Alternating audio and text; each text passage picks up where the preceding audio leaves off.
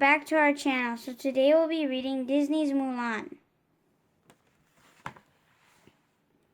Long, long ago, the Emperor of China ordered that a great wall be built to protect his empire from the evil Huns. In those days, a son brought honor to his family by being a brave soldier. A daughter brought honor to her family by being a good wife. So it was that young woman visited a matchmaker so that they would find them a husband. They had to impress the matchmaker. One morning, a young woman named Mulan was being prepared to visit the matchmaker. Mulan was nervous. She wasn't like the other girls. She could look proper, but could she act properly? Mulan's mother placed a beautiful comb in her daughter's hair. There, you're ready, she said. Not quite, Mulan's grandmother said. You'll need something for good luck. Then she tied a small insect cage around Mulan's waist. With this cricket, even you can't blow it. When Mulan's family met the matchmaker, the visit did not go well. Poor Mulan was very nervous. Then Mulan's lucky cricket escaped from his cage and landed on the matchmaker's dress. The matchmaker was terrified. She fell back and landed against a lit stove until suddenly her clothes caught fire. Put it out, matchmaker cried. Mulan grabbed a teapot. Splash! You are a disgrace, the soaking wet matchmaker shouted. You may look like a bride, but you'll never bring your family honor. Mulan returned home. When Fa Shou saw his daughter's face, he guessed that things had not gone well. While her horse Khan drank, Mulan wondered if she would ever bring honor to the family. Mulan's father tried to cheer her up. What beautiful blossoms we have this year, he said. He pointed to an unopened flower on a nearby tree. Look, this one is late, but I bet that when it all blooms, it will be the most beautiful of all. Mulan smiled. Her father was saying that one day she would bring honor to her family. Just as Mulan was starting to feel better, she heard the beating of a drum. Mulan climbed the wall and saw the emperor's advisor, Qi Fu. The Huns were invading China. Qi Fu announced by order of the emperor, one man from every family must serve in the imperial army. In his youth, Mulan's father had been a great soldier, but age and an old war wound had dulled his fighting ability. That evening, Mulan secretly watched him. Her heart filled with sadness. Mulan knew that he could not survive another battle, so she came up with the plan to save his life. That night, Mulan quietly sneaked into her parents' room. Carefully, she took the scroll, calling her father to war. In its place, she left her hair comb as a token of her love. Then Mulan took her father's sword and cut her long, beautiful hair. Slash! Mulan put on her father's combat uniform and left the house. She looked like a young soldier going to war, for this was her plan to pretend to be a boy and take her father's place in the army. As the rain poured down, cold and hard, Mulan mounted her faithful horse Khan. She rode off not knowing if she would ever see her family again. Later that night, Mulan's parents discovered what she had done. They were shocked. Impersonating a soldier was a crime, and if Mulan were caught, she would be killed. But there was nothing they could do. Mulan's grandmother prayed for help. Ancestors, hear our prayers, she pleaded. Watch over Mulan. Outside in the garden temple, the Fa family's sisters heard the old woman's prayer. The spirits agreed to send a guardian to help Mulan. A little dragon named Mushu volunteered. Mushu had been demoted from his position as a family guardian. The ancestors laughed at him. The ancestors had no faith in Mushu, so they ordered him to use his gong and awaken the most powerful guardian of all, the great stone dragon. Mushu approached the old statue. Yo, Rocky, he called, wake up. The great dragon did not wake up, so Mushu climbed on it and loudly banged the gong against his ear. Hello, hello, he yelled. Suddenly the dragon's ear broke off. Uh-oh, Mushu said. The entire statue began to crack, and it crumbled to pieces. Oh no, they're going to kill me, said the panicky dragon. Just then, Mushu saw Mulan's lucky cricket.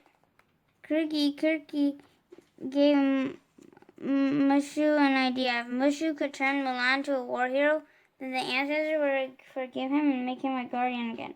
So Mushu and Kirky followed Mulan. But the little dragon was afraid that Mulan would not trust him, so he cast a giant shadow himself to make her think he was a big and wise and powerful dragon. The tiny Mushu then stepped out from behind some rocks. Who are you?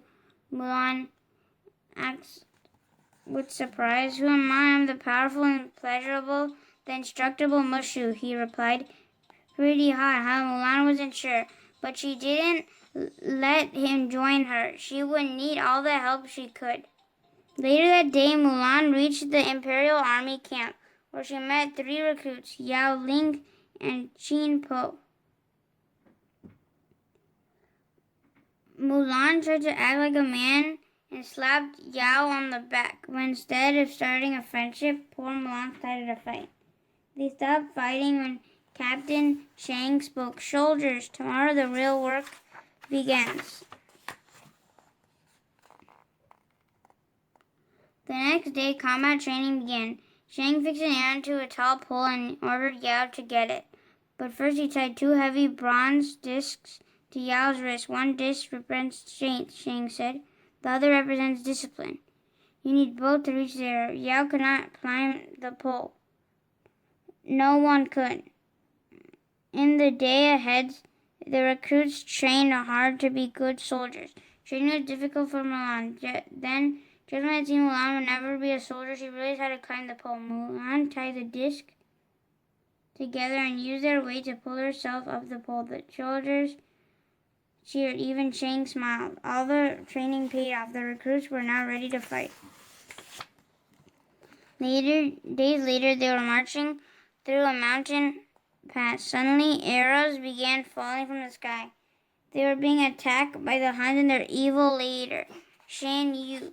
Shang ordered his men to fire the cannons. Boom, boom. But the cannons were not enough. The Huns were winning. Aim the cannon at Shan Yu, Shang cried desperately. Just then, Mulan had an idea. She grabbed the last cannon and fired it, but instead of shooting at Shan Yu, she aimed at the snow-covered mountain above him. Wham! The cannon shell exploded into the mountain peak, such as the mountain began to rumble and the snow started to fall. Mulan's plan worked. The noise had an avalanche. Shan Yu saw what Mulan had done and tried to attack her, but he was too late. Soon the Huns were completely buried in the snow.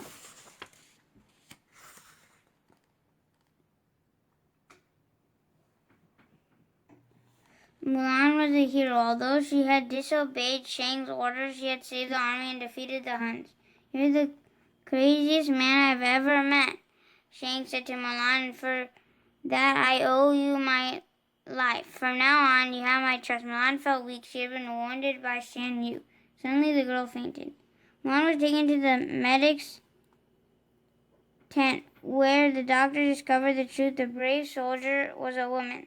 Shang was shocked. I did it to save my father, Mulan explained. Shang did not answer.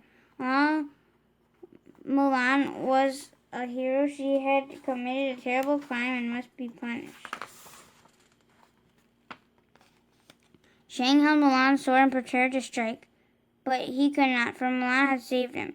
He dropped the sword. A life for a life, Shang said. With that, Shang walked away and let Mulan and Khan behind on the cold mountainside.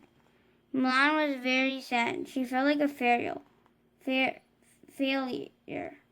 Mushu tried to clear her up. Come on, you got to get these things go, he said. You risked your life to save the people you love. At least you had good intentions. Suddenly, Mulan saw Shan Yu and 5 of his Huns. They were alive and heading for an imperial city.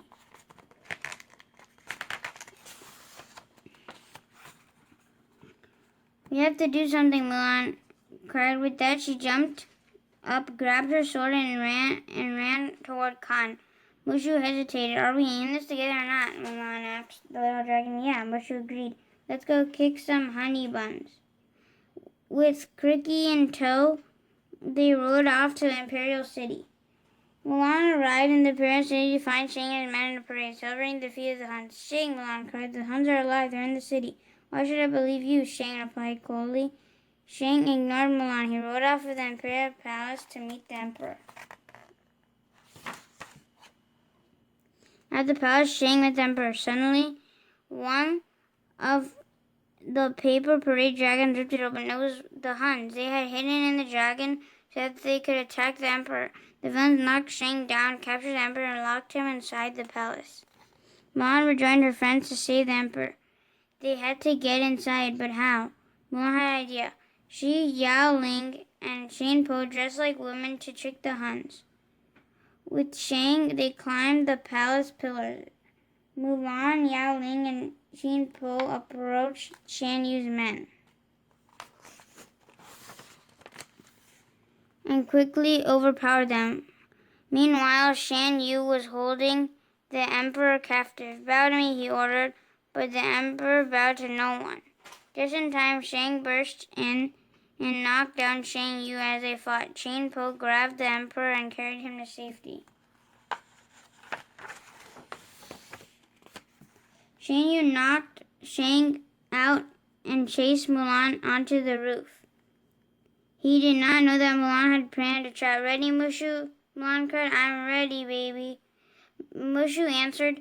With that, Mushu fired a rocket into Shan Yu. The rocket took the villain away forever. Later, the emperor presented Mulan with his own pendant and the sword of Shan Yu.